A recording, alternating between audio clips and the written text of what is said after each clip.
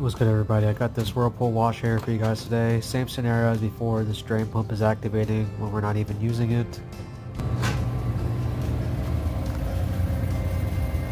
So of course with this repair we're going to go ahead and need that main board. Same thing as before, just use a little putty knife, get underneath that plate so that top plate come off. Now our main board is visible to us, now we can get it unscrewed, get the knob off as well, and then that main board can come loose. Alrighty, so we got our new main board in here, so we're going to get this screwed down, and then we're going to get all of our connections put back in. Now that everything is properly set, we're going to get this knob back on as well. We're going to run some diagnostics. This is just going to be a quick diagnostic test just to make sure that everything is running properly on the system, which 100% it is. So this is how you do the dial, and then this unit is now fully functional for the customer.